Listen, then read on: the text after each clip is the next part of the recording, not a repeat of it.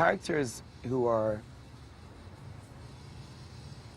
larger than life, even if it's a small life that they're describing, because his was the art of the detail and the small life, it's very easy to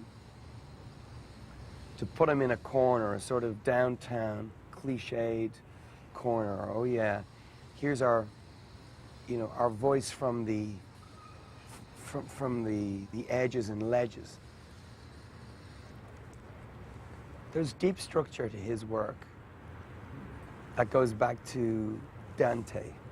There's a sense of language that goes back to, you know, the Gospels, plain spoken truth and told without vanity, sometimes ego, but not vanity.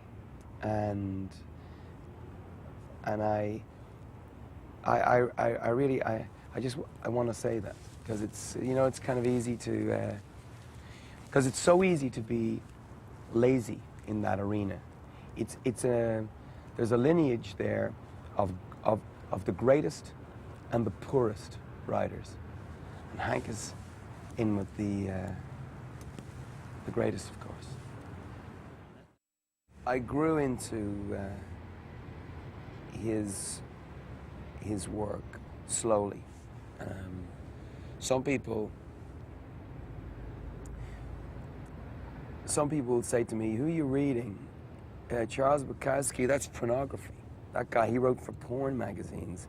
He's not serious. He's just, you know, he's just the cause celeb. You know, he's just, I guess ghetto fabulous would have been what it was then. And I would say to them, you're so wrong, because I find this to be truthful. And I find this to amount to a new kind of language, to describe your circumstance, to find poetry amongst the litter and the garbage of your experience when your ambition is higher than your circumstance. And I never found it to be ugly. And you know, the truth is never ugly to God.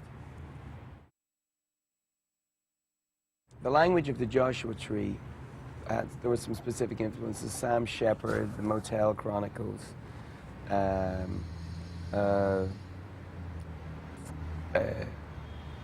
Hank's language, in something like, you know, we stoop so high to reach so low. I think that's Red Hill Mining Town. There was a certain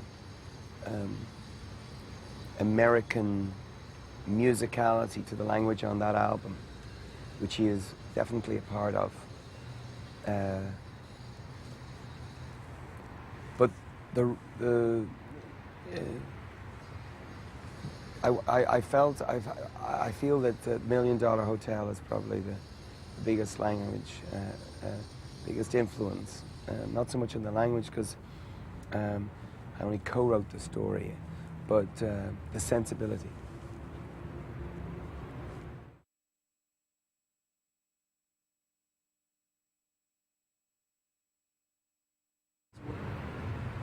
Search for love is the search for God.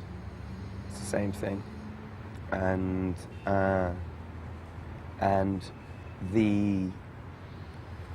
an unhappiness with the average and the mediocre is along the same lines. Pop culture reinforces the idea that everything's okay. You know, eat at McDonald's. Turn on the TV. Everything's okay, really. Rock and roll is about the idea that everything is not okay, and that God wants much better for us. That gnarly, irritable kind of, I hate the life that's in front of me on the table that you get from him, is part of a sense that, you know, I think that things ought to be better, and that the sort of the wreckage and the desolate escapes that we find around ourselves in an urban life are also to be found internally in our state of mind, or what you might call soul. If that's a spiritual point of view, and I think it is, then Hank was a spiritual guy.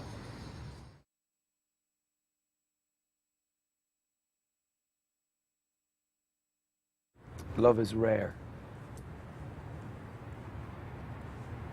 in every sense.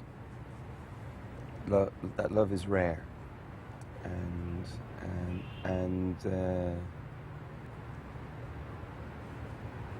so you have to surround it, protect it, bodyguard it, before you can squander it.